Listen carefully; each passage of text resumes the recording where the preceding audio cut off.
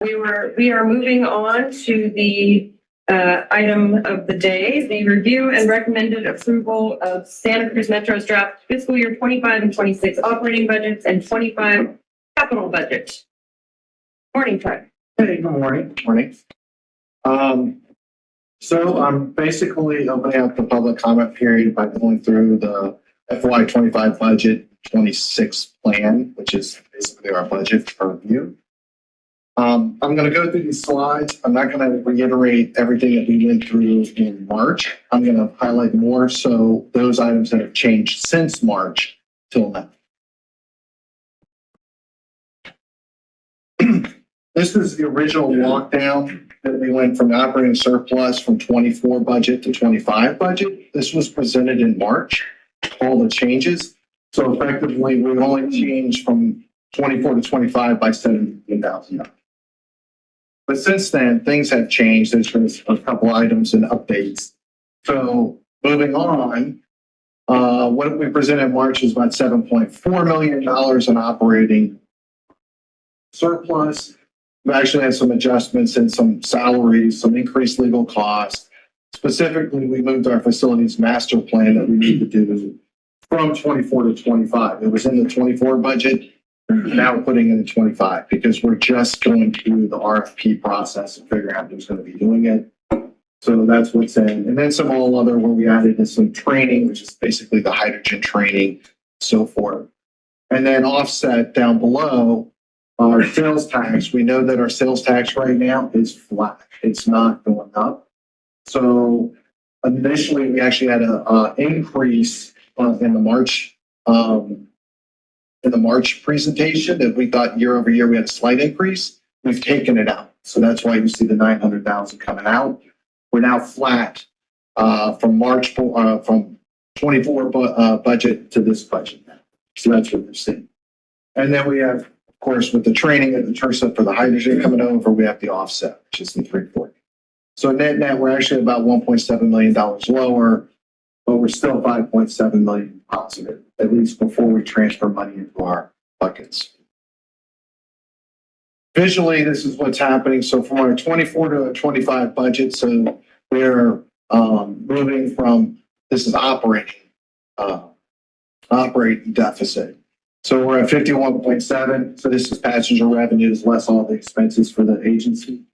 51.7. Our passenger fares are down. FY24 assumed that we had, we didn't have the free fares for use, whereas here we actually do, and that's why it's because we're planning to have the free fares for kids. Fully loaded wages, again, we actually ended up giving people pay raises and COLAs, and of course benefits are extremely high, higher than what we expected, but that's the 1.2. And then on the non-personnel costs, we had put in a lot of marketing activities, consultants coming in here, and ultimately that was for 24, and it's not in 25. So a lot of that goes away. That's why you're seeing the difference. So just kind of visually looking at it from a P&L perspective, as you can see, the passenger fare piece at the top, the biggest driver there for 24 to 25 is the youth-free piece. So that's why it's lower. And then moving down, big savings in the non-personnel, again, is, like I said, a lot of the consulting spend and so forth that was in 24 is no longer. Then we get to the non-operating expense. The biggest thing here is the fact that we're just slightly lower, but it's all driven by our grants. COVID and federal grants need to be combined together to kind of fully understand. We run out of our COVID grants in 24, and then we revert back to our 5307 grants in 25. So effectively, the real difference is we're a little bit lower on our 5307 grants. It's just a function of how we apply the grants against the cost. So it's not that we lose money or we're getting less money. It's just the fact that it's just a function of it. So net, it's $1.8 million difference.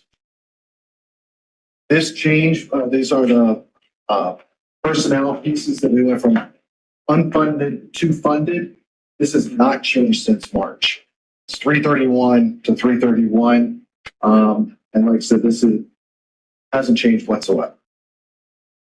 And then the drivers of the non-operating, as you can see, you see the federal state grants and COVID grants. You see it's so much higher in the federal part, much lower in the COVID. COVID goes away. But if you really combine the two, if we didn't have this kind of in-year change, net we're a little bit lower. Like I said, we still get the absolute amount of money on the federal side. It's just we're just not applying it to the P&L at this point. And then the rest are a couple little pieces, knickknacks. UAL is a little bit worse, only for the fact that CalPERS didn't have the return that we expected. And so we have to kind of make up for that sliver of money. And then all net revenue and expense is interest. 24, we didn't plan for all these interest rate hikes to come up, so our money's earning interest, and that's what it's. Now for phase one, phase two, and like I said, just like I said in March, we talked about base over base. I just showed you base over base. So this is so apples to apples, and so phase one, phase two, and zero fares moves forward. And for all those new, we're no longer calling it free fares, we're going to call it zero fares. So here in the FY24 budget, now we move to the base I presented, which is the second column to the left. And then phase one, phase two, the impact is $10.3 million in the FY23 budget. We're offsetting that with the TRSA funding. And then the zero fare piece is $3.7 million. So zero fares, the way we have set up in the budget, is 10 months in FY25 and 2 months in FY26 for a full year, starting in September, going through August of the next year. So right now we're coming in at about 65 million, or about $14 million worse in cost. But like I said, that's being offset by our TRSA grant. That's the biggest key. And then just phase one, phase two, this is the impact for FY25 and FY26, the 10.3 million for 25, and then it jumps to about 11.5 million in 26. And then it's offset by the TRSA grant. And that's primarily, it's all people and fuel. And what you see is the passenger fares. Of course, if we run more service, we get some passenger fares too as well.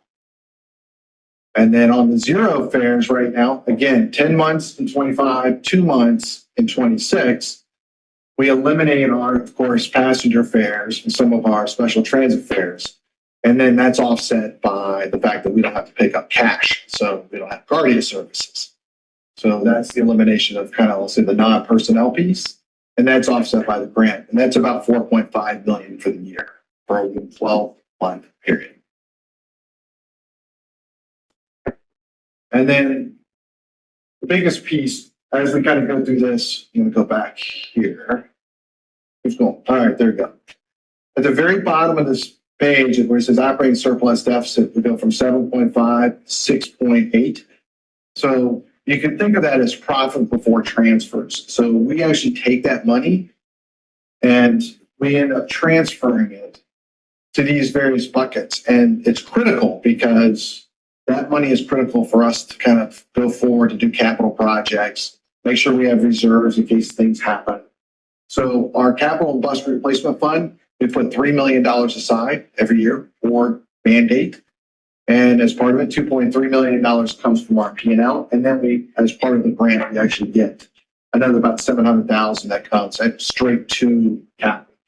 So we put that money aside. That's actually to help pay for buses, our matching portion of our buses. If we didn't put that money aside, we wouldn't have money to pay for buses. The CalPERS UAL liability, that's $2 million for a bucket. So that will help pay for, like, if something happens and CalPERS has a negative return on our money, we'll have a big open gap, and CalPERS will require us to cover that gap for people's pensions. And this will help fund and pay for that. Fuel tax credit, that's small. The matching, where it says matching operating capital reserves of $4 million, that is for us to do all the other stuff outside of buses. So this is all the matching activities for outside of buses, as well as all the brake fixes that take place. Air conditioning breaks. Well, we got to pay for it, so that's going to pay for that amount of money. And then our reserve replenishments. So this reserve replenishments is just a function of how much we spend on our operating P&L. So we have one bucket that says put aside 3 months worth of operating costs. So if our operating costs go up a little bit, the reserve will go up so we can cover 3 months. As well as we have a cash flow bucket that basically covers the ebbs and flows of payments that go in and out of this agency. We may not receive the money till later, but we got to put the money out, cover it, and so forth. So that adjusts. So that number will actually always go up unless we have a scale back and we reduce our costs. Then it would actually go the other direction. So we're taking $9.5 million and putting it aside. We're at 6.8, 9.5, that puts us in a negative.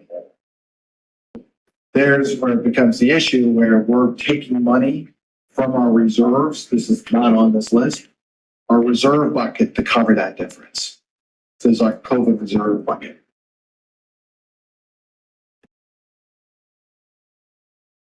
And then on our FY25 to 26, these are the changes that we made. Primarily, these changes haven't really changed much other than the biggest thing here is our labor and fringe and our medical is $3.6 million. And like I said, some of the stuff that we put in, I showed that changed. Not much has changed from 25 to 26 since I last reported month to March. So ultimately, the changes right now from 25 to 26 puts us about $2.2 million worse, down to 3.5. And this is expected because our revenues don't grow as fast as our costs because we're primarily a cost-driven agency, helping the public out there. So now we're at 3.5. And then this is kind of gives you an idea. Our passenger fares are just slightly off. Then our fully loaded wages are a big one, 3.6. And that's regular COLAs for people, step increases. And the big thing, the biggest driver of this, surprisingly, is benefits. 7.2% increase. And honestly, I think it's a little light. If that's what they're projecting, 7.2, we're seeing almost upwards of almost close to 12%. So 3.6 million, and then non-personnel costs. We're bringing down some of the consulting fees and stuff. This is the budget side by side. As you can see, the special transit fares, and this is base. This is not include phase 1, phase 2, or zero fares. So the 388 is our natural increase in our passenger fares that we would have if we were staying going forward. So you're talking about a $409,000 increase. Of course, our regular and our fringe on our labor side. Saw that was the big piece, and a little bit of reduction in non-personnel. So we're about $2 million lower on our operating surplus, or $2 million worse off on our operating surplus year over year. And from there, we have some offsets, and we have the grants that come in and so on, and we're still maintaining that $2 million. So remember, we talked about it's like it was 6.8, 5.7. Now this is the base. We have all those transfers, and we're going to have those transfers again. So as you can see, now we're at 3.5. So we're eating away from that COVID reserve bucket. It's going to start going down. So as part of it, this is consolidated. This does include phase 1, phase 2, and 1 year of zero fares. So there's your 6.8 going to 5 million. Biggest driver up at top is the fact that you kind of see the passenger fares all come back because you only have 10 months of zero fares in 25, and it drops to only 2 months. So you get 10 months of actual fares. And then you've got your cost as you can see, really in 26, it really starts to kind of balloon on the regular and fringe because we have increased all those drivers. So as you add more drivers, those costs start to increase more and more because all of those drivers are going to have pay increases as well as benefits, and that all goes up. Down below, we are using pretty much a lot of our CRUZ grant as well as our state funding, state federal grants. That gets us down to about $5 million. And then just our operating budget and risk. So, as we kind of go through this, this is more stuff that you kind of know, but we're going to document it here. Our passenger fares, paratransit fares, fluctuation in ridership. Of course, if we go to zero fares, that's always an impact. If we have changes in any type of special contracts like UCSC or Rio or for that matter, the city of Santa Cruz. Sales tax, TDA, this is, we said we have no idea. But right now, sales tax looks to kind of be more flat year over year. So that's a little concerning. You know, we're hoping that it kind of kicks back in if you start spending money, but like I said, that's uncertain. Federal funding is subject to appropriations. If they change Congress from Democrat to Republican, that can make changes. Who knows? Economic turndown for recession, natural disasters. Then, of course, fuel cost volatility. That's a big thing right now because we have no idea which way things are going. Their futures are showing a dramatic increase in CNG costs, but we don't know yet. Workers' comp, medical insurance, contract renewals, settlement. We have our aging fleet, a lot of maintenance costs, and just getting parts are a problem. We have a lot of buses down that we're waiting on parts to come in because they're special order parts. Changes in unfunded mandates, overtime costs due to shortage of drivers. I don't think we'll have that here. It could happen. And government mandates for employee leaves and so forth, if that changes.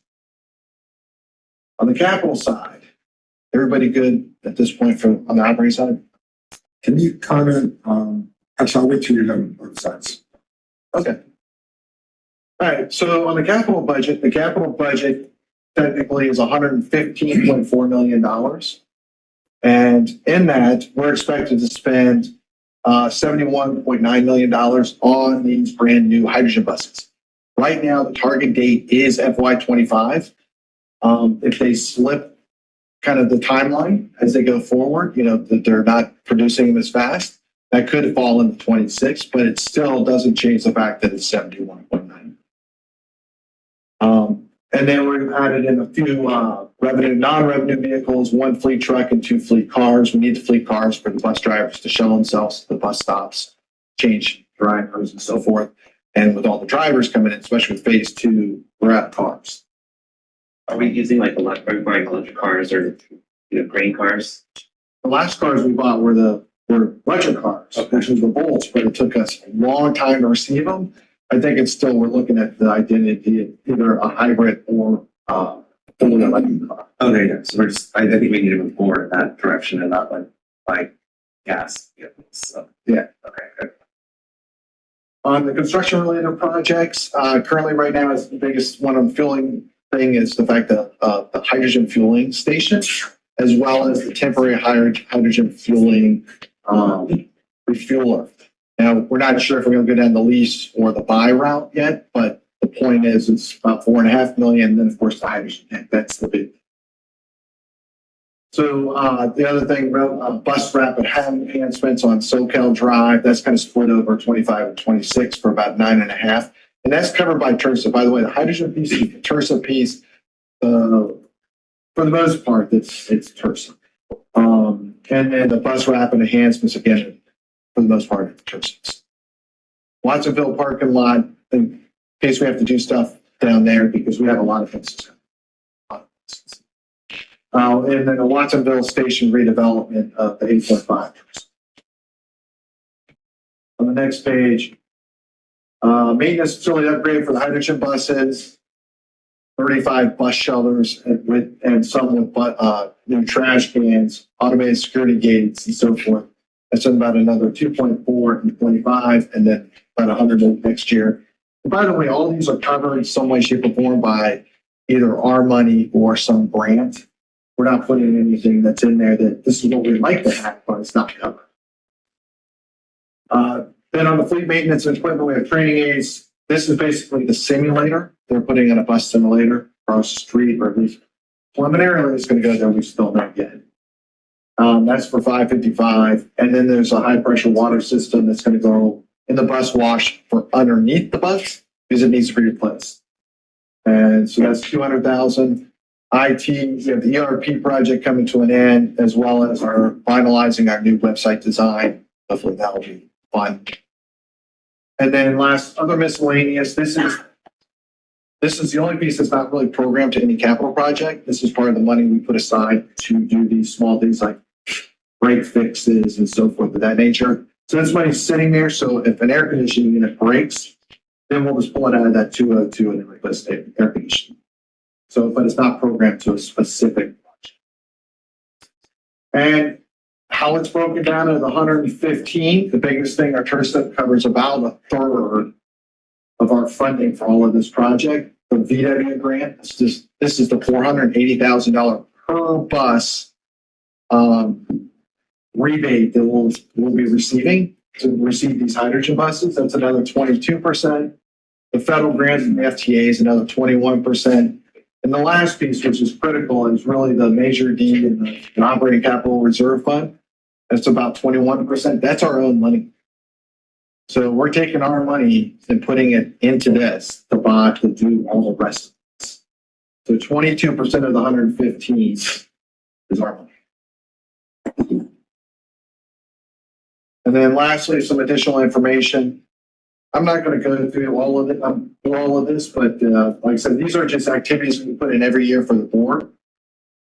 So these are like special days and events. Again, here's some employee appreciation activities, exactly what's taking place. We have memberships that are baked into our budget and the details that will be posted, on the website. Everything from APTA, Cadillac, CPA, even smaller memberships. And this is for each of the different groups as we go through. Total of 108 going to 111. That's just the natural increase each of these agencies bring in. And then the big thing here is we're going to keep this in. This is basically APTA as well as the CTA, possibly bring a board member here to at least the APTA meeting that's in DC. I think we did it in the past. I think it all got completely shut down, especially over COVID. And I think at this point, we're going to look to see this happen. And then last, our employee incentive program. So these are welcome kits, employee appreciation events, some of the awards, and then of course, plus rate. And that's relatively flat. Where we stand today is in May. And then of course, June. In 30 plus days, we're going to come back and finalize the budget, close the public comment period, and hopefully approve the budget moving forward. I think that's it. I will show you the cash projected deficit based off everything we have.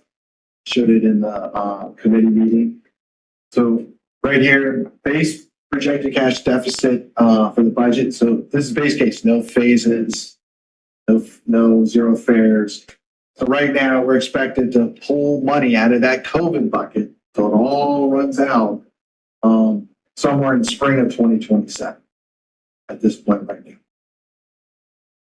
And then if we go in where we're making, we want to put in zero fares, as well as do phase 1 and phase 2, but conclude phase 2 in summer of 2027, completely stop it. And this is assuming that we don't get a sales tax. We're talking about winter of 2027 is when we say, that's where we kind of run out of cash. However, if we go in and we do assume we do get the sales tax, and we keep phase 1 and phase 2 in continuation, didn't touch zero fares. That's still the 1-year pilot program. Phase 1, phase 2, now we're talking about spring of 2034. Well, and I feel like it's going to be farther than that because we're really putting in numbers or guessing at that point, that far.